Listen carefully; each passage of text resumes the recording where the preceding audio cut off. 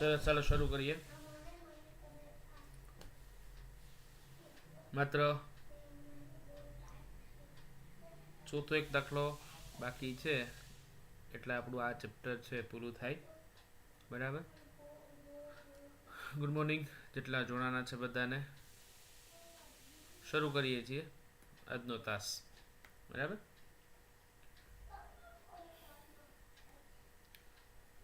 ચોથો દાખલો અને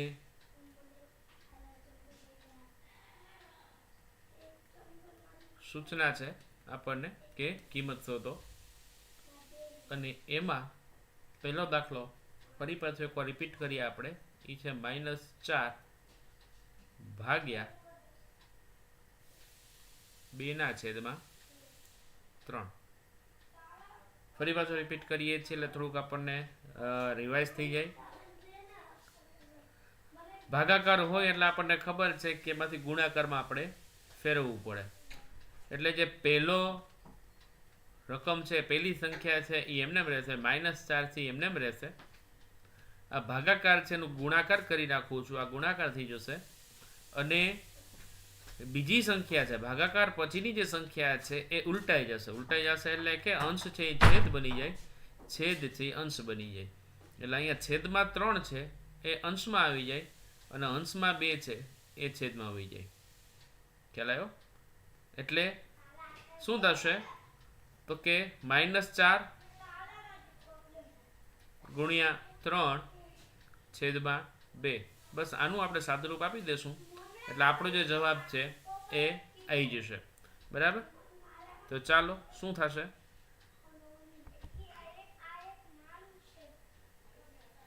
બરાબર. -4 છે એ થશે 2 ગુણ્યા 2. આ 2 આની સાથે કેન્સલ થશે. અહીંયા વધે છે 2, અહીંયા વધે છે 3, અને -3 ગુણ્યા 2 6. એટલે આનો જવાબ આવશે -6. બરાબર.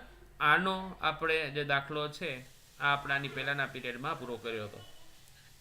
એટલે જસ્ટ તમારા જાણ માટે, અને આપણે થોડુંક રિપીટ થાય એટલા માટે આ દાખલો ફરી પાછો આપણે કર્યો છે. બરાબર. આજે આપણે શરૂઆત કરવાની છે ચોથા દાખલાથી, કેમ કે પહેલા 3 સુધીનો મેં કીધું તો હોમવર્કમાં ટ્રાય કરજો. આજે હું ચોથા દાખલાથી શરૂઆત કરવાનો છું. તો ચાલો ચોથાની રકમ લખી નાખીએ છીએ.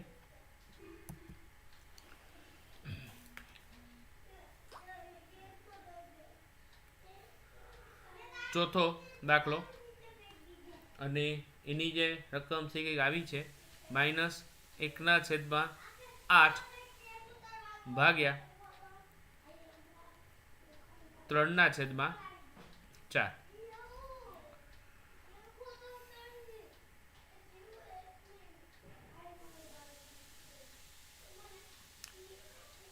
તો ચાલો આનો સોલ્વ કરીએ.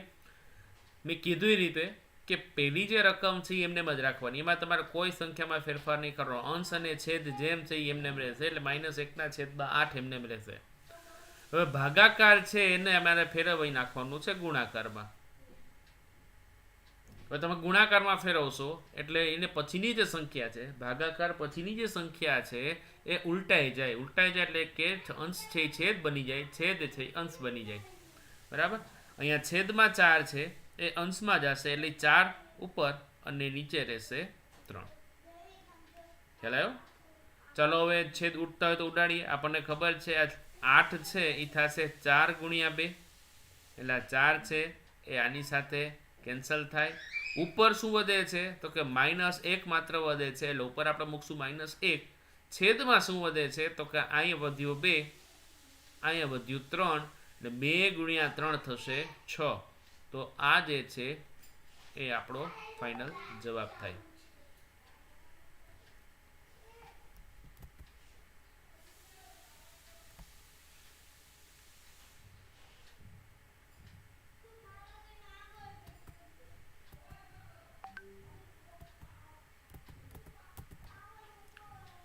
લખાઈ ગયો હશે?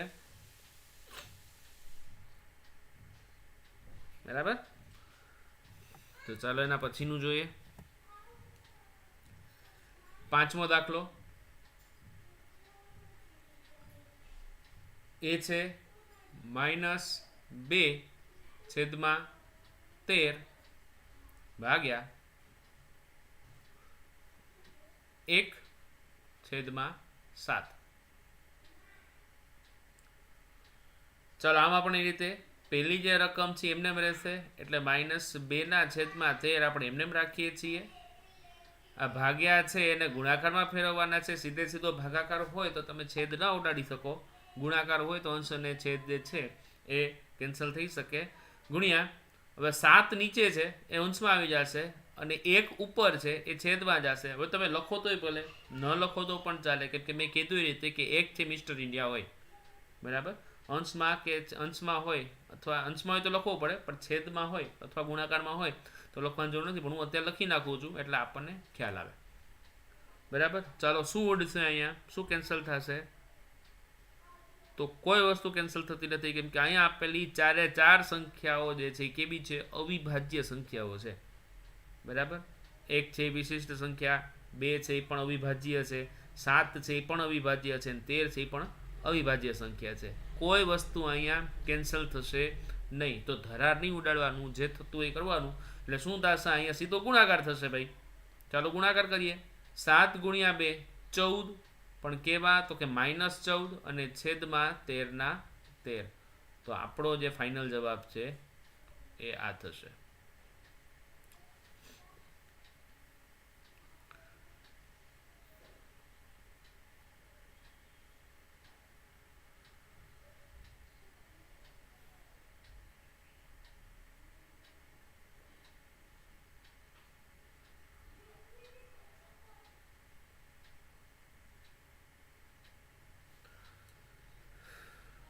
થઈ ગયું?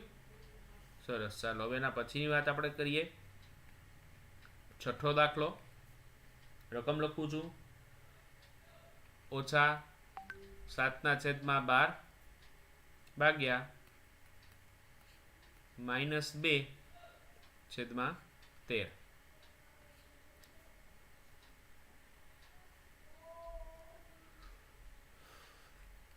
નિયમ પ્રમાણે પહેલી સંખ્યા એમને એટલે -7/12 આપણે એઝ ઇટ ઇઝ એમને રાખીએ છીએ, બરાબર.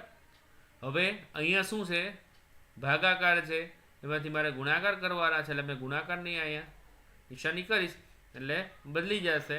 13 છે એ ઉપર જશે અને 2 છે એ નીચે આવશે. આ માઇનસની નિશાની છે તમે અહીંયા મૂકી શકો, ઉપર નીચે કોઈ પણ જગ્યાએ માઇનસ મૂકી શકો, એવું નહીં કે -2 ને નીચે જવા દો, બરાબર. માઇનસની સંખ્યા છે તમે ઉપર અથવા નીચે મોટાભાગે અંશમાં જ મૂકવામાં આવે છે. આવું આપણે અગાઉ નિશાની વખતે જોઈ ગયા છીએ. ચાલો હવે કંઈ ઉડે એમ છે, જુઓ જઈ. અહીં ઉપર 7 અને 13 છે, નીચે 12 અને 2 છે. કોઈ સંખ્યા એવી નથી કે જે કેન્સલ થતી હોય. તો શું કરશું? કંઈ વાંધો નહીં, ઉપરનો ઉપર નીચેનો નીચે ગુણાકાર કરી નાખો. 13 × 7 13 7. તો આપણને ખબર છે એ છે 91. 12 2 24. હવે નિશાની 2 માઇનસ ભેગી થાય છે. અહીંયા મોટા અને નાનાની નિશાની નથી જોવાની. એ ક્યાં જોવાની હોય? તો કે સરવાળા બાદબાકી માટે. ગુણાકાર અને ભાગાકારમાં નિશાનીની કુલ સંખ્યા જોવાની હોય. જો બેકી સંખ્યામાં માઇનસની નિશાની ભેગી થાય તો એ પ્લસ બની જાય. બેકી સંખ્યામાં એટલે કે 2 4 6 8 10 એવી રીતે જો માઇનસની સંખ્યાઓ ભેગી થતી હોય તો એ નિશાની પ્લસ થઈ જાય, ઓછે ઓછે વધતા, બરાબર. એટલે અહીંયા 2 નિશાની ભેગી થઈ છે, 2 માઇનસ ભેગી થઈ છે એટલે એ થઈ ગઈ આપણી પ્લસ. હવે પ્લસની નિશાની છે પણ લખવાની હોય નહીં, એટલે આપણો જે જવાબ છે એ આવી ગયો આ 91/24. કેવા છે? તો કે પ્લસ.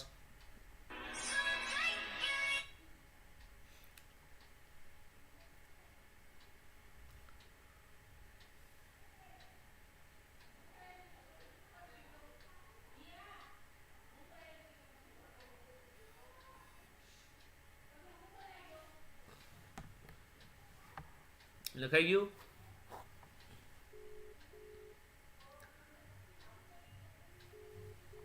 ઠીક છે.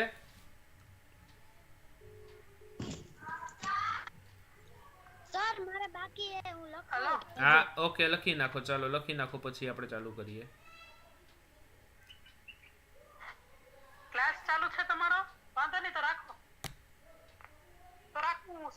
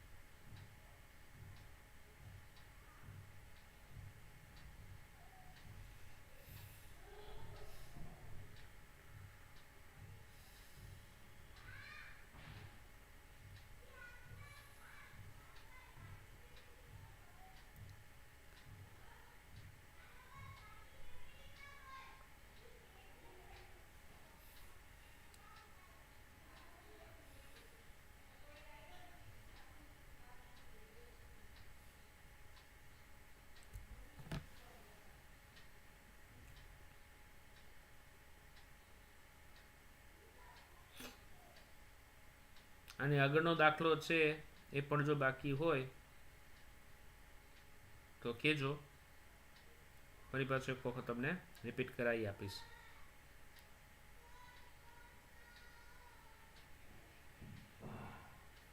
જે મિત્રો યુટ્યુબમાં જોવે છે અને એને કોઈ પ્રશ્ન હોય તો એ ચેટમાં કરી શકે છે. ચેટિંગમાં લાઈવ ચેટ એમાં ઓપ્શન આવે છે, એમાં એ મૂકી શકે છે.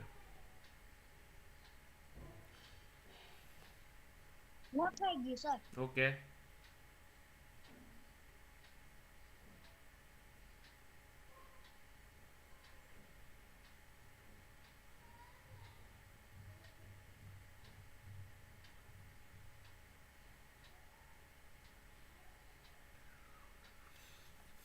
આપણા વોટ્સએપના ગ્રુપમાં આજનો જે આ ઓનલાઈન ક્લાસ અત્યારે ચાલુ છે એની લાઈવ લિંક મોકલેલી છે, લાઈવ ક્લાસની યુટ્યુબની.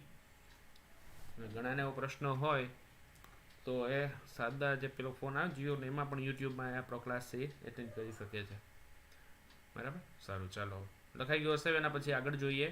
હવે છેલ્લો દાખલો આ ચેપ્ટરનો એની વાત કરી દઈએ એટલે આપણું આ ચેપ્ટર જે પૂરું થાય ને પછી ફટાફટ એનું આપણે રિવિઝન કરવાનું થાય. છેલ્લો દાખલો જે છે એ છે 7મો દાખલો અને એની રકમ હું લખું છું અહીંયા 3/13 ભાગ્યા -4/65.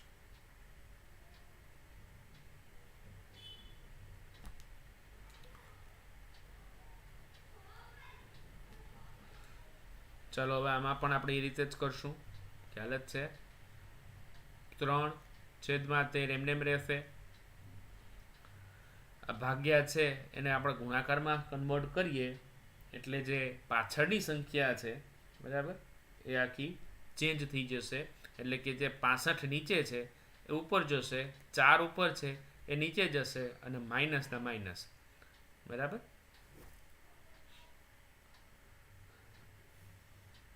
ચાલો જે ઉડતું હોય એ આપણે ઉડાડીએ તો આપણને ખબર છે કે 65 છે 13ના પાડા આવે છે 13 × 5, 13 5 65 થાય. બરાબર, એટલે 13 છે ઉપર નીચે આ રીતે કેન્સલ થશે. ચાલો ઉપર શું વધ્યું તો કાંઈ છે 3, અહીંયા છે 5 અને આ માઇનસ એ ભૂલવું નહીં છે ને, આ માઇનસ એ નહીં ભૂલવાનું. 3 અને 5 એ થશે 15. નીચે માત્ર 4 વધે છે અને આપણને ખબર છે માઇનસ કેટલા હતી કે એક જ હતો એકી સંખ્યામાં એટલે માઇનસના માઇનસ રહેશે. તો આપણો જે છે જવાબ આ થશે.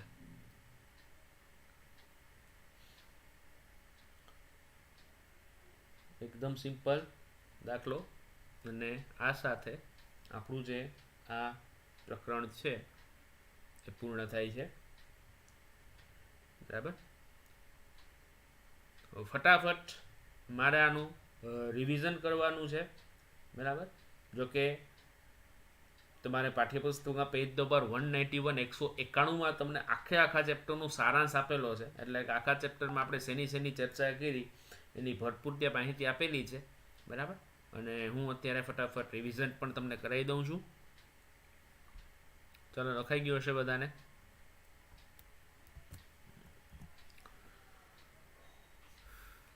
સારાંશ લખવાની જરૂર નથી, ફટાફટ ખાલી જોઈ લઈએ આપણે શું શું શીખ્યા છે. બરાબર, હવે સૌથી પહેલાં આપણે જે વાત કરી હતી એ હતી સમય સંખ્યાની. તો સમય સંખ્યા કોને કહેવાય? તો આપણને ખબર છે કે P/Q સ્વરૂપની જે સંખ્યા હોય એને આપણે સમય સંખ્યાઓ કીધી હતી. અને એમાંય પાછી P/Qમાં એક સૂચના એવી પણ હતી, એક નિયમ એવો પણ હતો કે Q છે એ ક્યારેય શૂન્ય ન હોય. કેમ કે છેદ છે, છેદમાં શૂન્ય હોય તો એ સંખ્યા છે અવ્યાખ્યાયિત બની જાય. બરાબર છે, Q છે એ ક્યારેય શૂન્ય ન હોય. અને એને આધારે આપણે ઘણી બધી સંખ્યાઓ જેમ કે -2/3 છે, 3/4 છે, -2/5 છે, આવી બધી જે સંખ્યાઓ છે એને આપણે સમય સંખ્યાઓની વાત કરી હતી. ઉપરાંત આપણે એ પણ કીધું હતું કે એકલો 3 હોય અથવા એકલા 4 હોય તો એમને પણ સમય સંખ્યા કહેવાય. શું કામ? કેમ કે એકલા 3 નથી, એના છેદમાં 1 ઓલરેડી છે, એના આ 4 છે એના છેદમાં ઓલરેડી 1 છે જ મિસ્ટર ઇન્ડિયા તરીકે. તો પી ના છેદમાં ક્યુ સ્વરૂપ થઈ ગયું. તો આ જો આને પી કહેવાય, આ ક્યુ થઈ ગયું, આ પી છે, આ ક્યુ છે. ટૂંકમાં દરેકે દરેક સંખ્યા છે એને તમે સમય સંખ્યામાં આપણે સમાવી શક્યા હતા. આવું આપણે જોઈ ગયા. બરાબર, સોરી. અને પછી આપણે એમ પણ મેં લખાવ્યું હતું કે બધા જ પૂર્ણાંક અને બધા જ અપૂર્ણાંક છે એનો સમાવેશ સમય સંખ્યામાં થાય છે. આટલું થઈ ગયા પછી આપણે વાત કરી હતી કે ભાઈ સમાન સમય સંખ્યા કોને કહેવાય અને અસમાન સમય સંખ્યા કોને કહેવાય. તો સમાન સમય સંખ્યા દાખલા તરીકે વાત કરું 1/2 અને 2/4 છે, આ બે સમાન સમય સંખ્યા કહેવાય. શું કામ? તો કે 2/4 છે જો એનો તમે છેદ ઉડાડો તો આવી રીતે થશે 2 × 1 અને 2 × 2, આ બબે ઉડી જાય એટલે મને જવાબ 1/2 જ આવે. એટલે જો આ બંને જે સંખ્યાઓ છે એ સમાન સમય સંખ્યા છે એમ કહેવાય. ત્યારબાદ આપણે સંખ્યા રેખા ઉપર સમય સંખ્યાને આપણે ડ્રો કરીને બતાવી હતી કે દાખલા તરીકે મારે 1/3 ને સમાવી છે. તો હું શું સમાવીશ? તો કે 0 પછી 3 ટપકા 1, 2 અને 3, બરાબર. અને 3 ટપકા છે, ત્રીજા ટપકાને 1 કહેવાનું. આ થશે 1/2, આ થશે 1/3 અને આવી રીતે કરી અને આપણે સમાન જે સમય સંખ્યા છે આપણે એને પણ આપણે સંખ્યા રેખા ઉપર દર્શાવી હતી. એ થઈ ગયા પછી આપણે સરવાળા અને બાદબાકીની વાત કરી હતી સમય સંખ્યાની. તો એની અંદર આપણે લસા એટલે કે લઘુત્તમ સામાન્ય ની આપણે વાત કરી હતી અને કઈ રીતે શોધવું એની રિપીટ કરી અને આપણે એની સરવાળા બાદબાકી કર્યા હતા. અને એમ પણ જોયું હતું કે સરવાળા અને બાદબાકી માટે બંને સમય સંખ્યાઓના છેદ સરખા હોવા જોઈએ, એટલે કે સમછેદી હોવા જોઈએ. જો સમછેદી હશે સમય સંખ્યાઓ તો જ એના સરવાળા બાદબાકી થાય. એટલે કે 1/2 પ્લસ હું 3/2 કરીશ તો આનો જવાબ અને 1 + 3/2 એટલે કે 4/2 બરાબર 2 મળશે. પણ હું 1/2 + 1/3 છે તો આનો મારે સરવાળો સીધો નહીં થાય. એના માટે મારે બેયનો લસા લેવો પડે અને આપણને ખબર છે બેયનો લસા અત્યારે કરતો નથી, પણ આવી રીતે થશે 1/6 સોરી 6 છે લસા થશે. એટલે આવું થશે કે 2/6 + 3/6 બરાબર 5/6 એ આનો જવાબ થાય.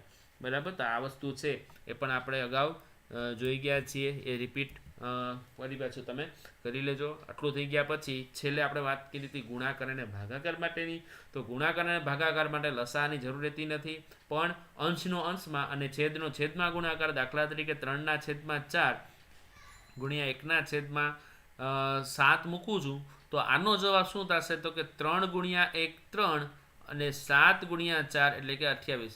બરાબર. તો આનો જે જવાબ છે એ સીધું 3/28 થઈ જાય. આમાં મારે લસા લેવાનો જરૂર રહેતી નથી. આની અંદર મારે બેયના છેદ સરખા કરવાની જરૂર રહેતી નથી. એ જ રીતે વાત કરી હતી ભાગાકારની. તો ભાગાકારમાં શું કરવાનું છે? દાખલા તરીકે આવો કોઈ પ્રશ્ન હોય 1/2 ભાગ્યા 3/5. તો આના માટે મારે શું કરવાનું હોય? તો કે પહેલી જે સંખ્યા છે એ એમને રાખીશ અને આ ભાગાકાર છે એની જગ્યાએ મારે ગુણાકાર કરવો પડે અને ગુણાકાર કરીશ એટલે આ બંને સંખ્યાઓ છે એ પરસ્પર ઉલટાઈ જાય. જે છેદમાં છે એ અંશમાં જશે, અંશ છે એ છેદ બની જાય અને ત્યારબાદ આની જે ગુણાકારની રીત જેમ આપણે આ કરી એવી રીતે કે 5 × 1 5 બરાબર અને છેદમાં 3 × 2 એટલે કે 6. એટલે આનો જે જવાબ છે એ મને 5/6 આવી રીતે પ્રાપ્ત થઈ જાય. તો આવી રીતે આપણે સરવાળા બાદબાકી ગુણાકાર અને ભાગાકાર સંખ્યા રેખા ઉપર સમય સંખ્યાઓની નિરૂપણ અને પૂર્ણાંક સંખ્યાઓ, અપૂર્ણાંક સંખ્યાઓ અને સમય સંખ્યાઓની વિશેષતા વિશે આપણે જોઈ અને છેલ્લે એના બધા દાખલાઓ કરી અને આપણે આની વાત અહીંયા પૂરી કરી. તો અહીંયા આપણું આ ચેપ્ટર છે પૂરું થાય છે. Back to you. તમારામાંથી કોઈને કંઈ પ્રશ્ન હોય તો ફટાફટ બોલો. જે મિત્રો યુટ્યુબના માધ્યમથી જોવે છે, યુટ્યુબથી અત્યારે 7 જણા જોવે છે, 7 વિદ્યાર્થીઓ છે અત્યારે યુટ્યુબમાં જોવે છે. Very good. તો એ લોકોને કોઈને કંઈ પ્રશ્ન હોય તો એ પણ મને કોમેન્ટ સેશનમાં જઈ અને સીધો પૂછી શકે છે. Very good. 8 જણા છે યુટ્યુબમાં અત્યારે. તો એમાંથી કોઈને કોઈ પ્રશ્ન હોય તો એ પણ મને પૂછી શકે છે. અને ઓનલાઈન અત્યારે મારી સાથે જેટલા જોડાયેલા છે મિત્રો એમાંથી કોઈને કોઈ પ્રશ્ન હોય તો પણ મને તમે પૂછી શકો છો. ચાલો ખ્યાતિબેન, રિદ્ધિ, શ્રદ્ધા, છે કંઈ પ્રશ્ન આ ચેપ્ટરને લગતો કોઈ પણ? હા સર. ના સર. ઓકે, તો વેરી ગુડ.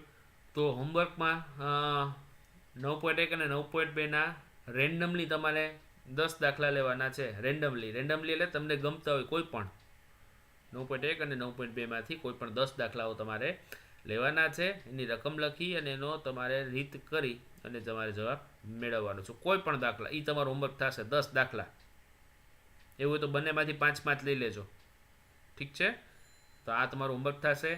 આ ચેપ્ટરમાં હજી પણ કોઈને કંઈ પ્રશ્ન હોય તો એની ટાઈમ ગમે ત્યારે તમે આપણા ગ્રુપની અંદર ક્વેશ્ચન છે એ રાઇઝ કરી શકો છો અને એનું સોલ્યુશન છે તમને વિથિન જ્યારે પણ સમય મળશે, મારી અનુકૂળતા હશે ત્યારે તમને આપી દેવામાં આવશે.